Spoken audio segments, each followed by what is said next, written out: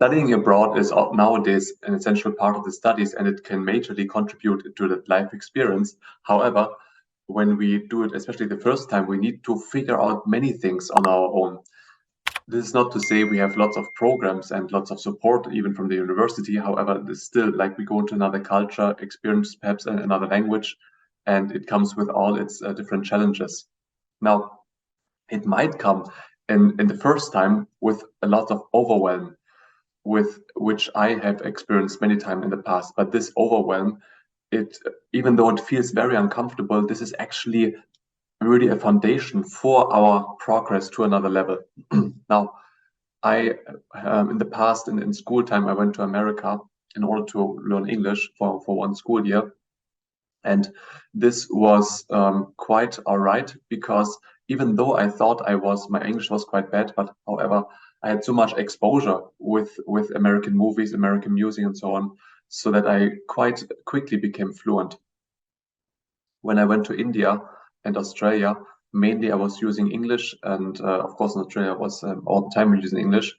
Then in India, I was at the beginning using English a lot. Later on, I learned Hindi, and this opened up the culture to me much more, and I could have a much deeper connection with the people there. Yet again, when I went to China, it was a different experience because I previously couldn't speak any word of Chinese, and I needed to learn it, of course, in 2 semesters in the university. But the most challenging of all experience I had in the abroad was in Taiwan. In fact, when I was studying there for 1 semester, initially for bachelor, in the bachelor. And there I studied in Buddhist studies, and it was so challenging because, first of all, I needed to study the classical languages, for example, like Sanskrit, first and foremost, but it was taught then, of course, in Chinese, which again, I had not had so much experience in Chinese.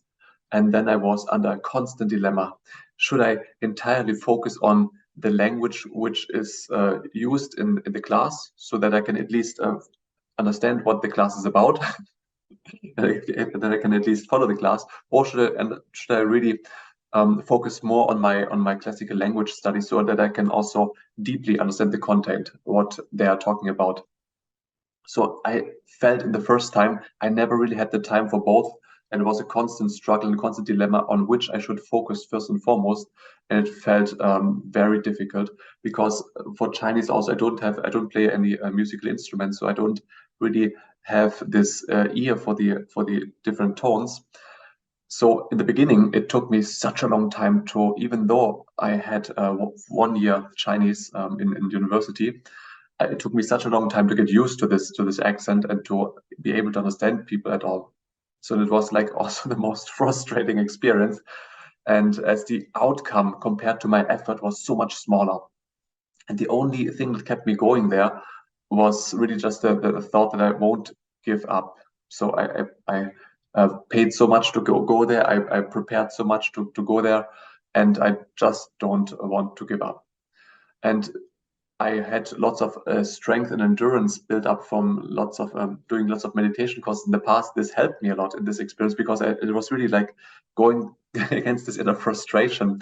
Mind you, I also had good help. I had good friends which helped me there in order to make it much more pleasant, the studies. However, we went all in and we studied in a lot of classes, so it was extremely challenging. When I came back in the master, however, it was much better because essentially I went back for the bachelor, then wrote my bachelor thesis, and then studied 1 year master in Hamburg. And then again afterwards, after 1.5 years, improved my Chinese even more so.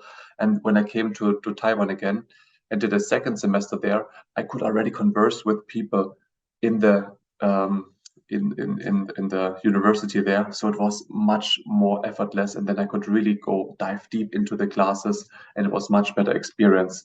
So in this case, I really had a breakthrough, but it took me a second attempt. As many things in life took me many like a second or a third attempt in order to go much deeper. Now,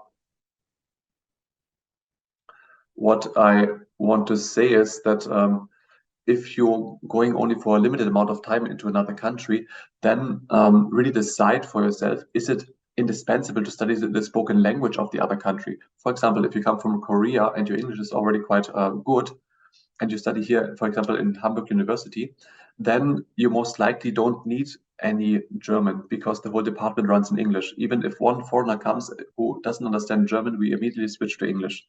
So if you were to come only for 3-4 months, you would waste your time, or you would misspend the energy on learning German, where you could maybe go much deeper in your language learning if you have such a limited amount of time, unless you already practiced German or like read German before or learned German before. Now, if it's not essential, then just leave it aside and go the way of the smallest resistance, that just grab the lowest hanging fruit and maybe converse with people here and there a little bit with a few sentences you learn in German, but really stick to English and really go deep in your classical language studies. If yes, which means if it is required, then can I employ some more means to improve my language beforehand to such an extent that it won't be a barrier afterwards anymore? Meaning failure to prepare is preparing to fail. In this sense specifically, can I do maybe extra language courses, extra and intensive courses? Or another example is in Anki, this spaced repetition program. One of my friends, he went to Japan, and prior to this, he downloaded an Anki folder about 2,000 of the most common words in Japanese, and he studied 100 or 200 words per day. This included the revision as well, so he was really heavily, like full immersion, full immersive learning, and after a few weeks, he was already at a conversational level. So you can do such like full immersion, full immersive learnings, and this has also lots of benefits. But maybe not everybody's cup of tea. Maybe you need perhaps longer preparation beforehand. Moreover, like as Tony Robbins would say, most people overestimate what they can do in a year, but underestimate what they can do in the decade. This was also the same case for me as well. That for the second time going back to Taiwan was much better than the first time. And even another fellow student of mine, he was very smart. He stayed there for 1 semester as I did in bachelor, and then he just extended for another semester, and he stood there altogether for 1 year, and of course had much better experience than me just staying for 1 semester. So if it's possible, then maybe you can extend your stay there for a whole year and then go much deeper into the language. Moreover, what really like sparked my attention or my interest, and also like drove me forward, is the motivating thought that the more I learn, the better I can interact with the culture and there later, and I can also open up the culture in this sense. Especially, I found many times when I was traveling through Asia, like India, Nepal, China, and so on, that even if you just sometimes say 1 sentence in the current language, in the target language, the spoken language of the respective country, people are so appreciative, and they're so happy and say, "Oh, your Hindi is so good. Oh, your Nepali is so good. Your Chinese is so good." So this is a lot of fun. So they're very appreciative. So in this way, even just doing a little bit, it really brings lots of joy in interacting with the culture really on a much deeper level. As it is said in the Panchatantra, Koti Bara Samarthanam Kibdoram Yavasahinam Kovidesha Savityanam Kapara Priyavarinam. So what burden is excessive to the strong, and what distance remains great to the diligent? Which land is foreign to the learned, and who remains a stranger to one who speaks pleasant words? So in this sense, develop the necessary strength, and if necessary, be prepared to go the extra mile, as it can be such a marvelous and enriching experience to not only for your studies, but also your life.